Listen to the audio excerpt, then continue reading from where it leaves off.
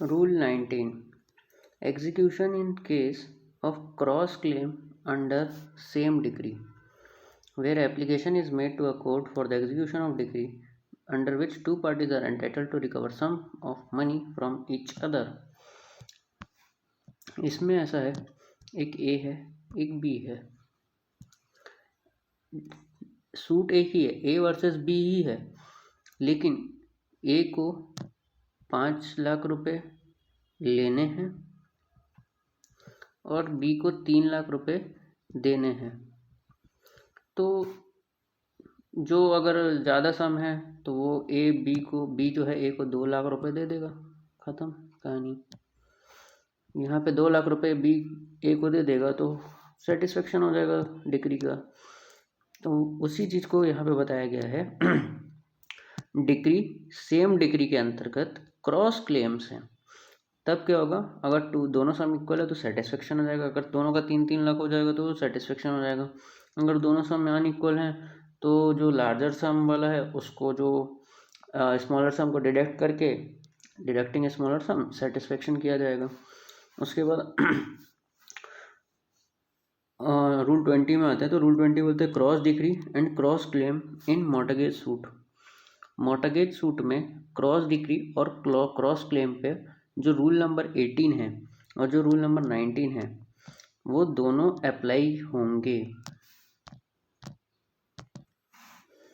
Simultaneous execution rule 21, इसमें बताया गया कि कोर्ट में डिस्क्रिशन है, रिफ्यूज़ कर सकता है एग्जीक्यूशन को at same time against person और प्रॉपर्टी। पर्सन और प्रॉपर्टी को लेके अगर एक साथ है, पर्सन और प्रॉपर्टी का एक साथ अगर एक ही सूट में है तो कोर्ट कभी भी उसको कोर्ट के डिस्क्रिशन में कि वो किसी एक को रिफ्यूज़ कर सकता है एग्जीक्यूशन करने से।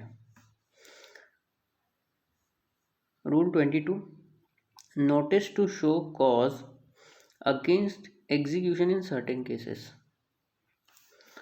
शो कॉज करना होगा against execution in certain cases where an application for execution is made more than 2 years after the date of decree.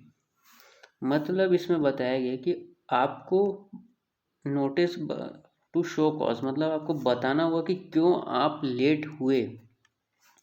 अगर सूट की डिक्री होने के 2 साल बाद आप एप्लीकेशन लगा रहे हो एग्जीक्यूशन कराने का, तो आपको बताना होगा, शो कॉज करना होगा क्यों आप लेट हुए।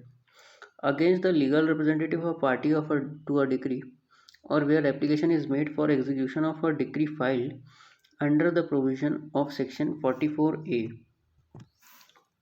44A क्या है, रेसिप्रोकेटिंग टेरिटरी में एग्जीक्यूशन कराना। तो अगर लीगल रिप्रेजेंटेटिव है किसी पार्टी का जिसकी डिक्री हो चुकी है, उसका एग्जीक्यूशन होना है। अब एग्जीक्यूशन कहाँ पे होना है, रेसिप्रोकेटिंग टेरिटरी में होना है सेक्शन 44 के अंतर्गत। तब आपको शो कॉज नोटिस मिलेगा, मतलब आपको बताना होगा against the assignee or receiver in insolvency where the party to a decree has been adjudged to be an insolvent। अगर पार्टी इंसॉल्वेंट हो गई है तो असाइनी और रिसीवर इन इंसॉल्वेंसी को बताना होगा। The court executing decree shall issue a notice, court issue करेगा notice to the person against whom execution is applied on the date fixed why the decree should not be executed against him. ये है main issue होगा notice, कौन करेगा, जो court execute कर रहा है डिक्री को। तो शो कॉज नोटिस अगर पूछा जाए तो कौन करता है शो कॉज नोटिस इशू, तो court executing the decree. Issue show cause notice to person, किसको इशू करता है, जिसके अगेंस्ट में डिक्री का एग्जीक्यूशन होना है, पर्सन अगेंस्ट हुम डिक्री में बी एग्जीक्यूटेड। और उसको किस बात का नोटिस दिया जा रहा है, why the decree should not be executed against him, क्यों उस डिक्री को एग्जीक्यूट नहीं किया जाए उस व्यक्ति के खिलाफ। अब इसका प्रोविजो पढ़ते हैं। No such notice shall be necessary in consequence of more than 2 years having elapsed between the date of decree and the application for execution in if the application is made within 2 years from date of last order against the party against whom order execution is applied for, made on any previous application for execution, or in consequence of application being made against the legal representative of the judgment debtor, if upon a previous application for execution against the same person the court has ordered execution against him. Rule 22A. Sale not to be set aside on death of judgment debtor before the sale but after the service of proclamation of sale. Where any property is sold in execution of decree, the sale shall not be set aside merely by reason of death of judgment debtor between the date of issue of proclamation of sale and date of sale, notwithstanding failure of decree holder to substitute the legal representative of deceased judgment debtor. But in case of such failure, the court may set aside the sale if it is satisfied that the legal representative of the deceased judgment debtor has been prejudiced by the sale. इसको मैं आपको easy way में समझा देता हूँ. अगर judgment debtor date of proclamation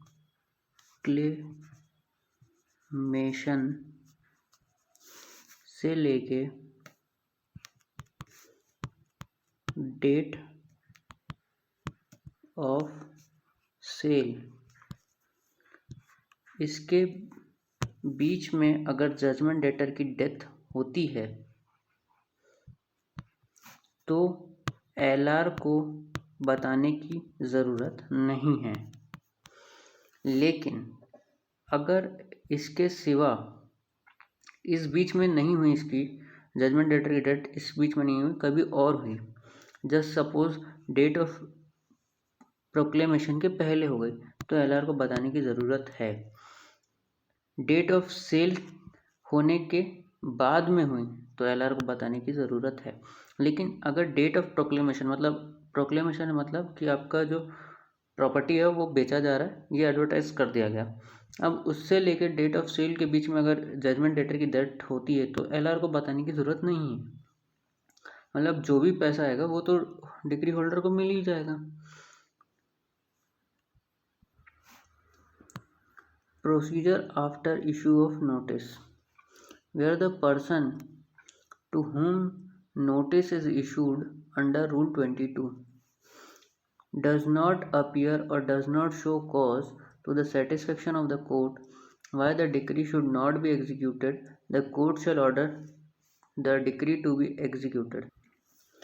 हमने अभी पढ़ा रूल 22.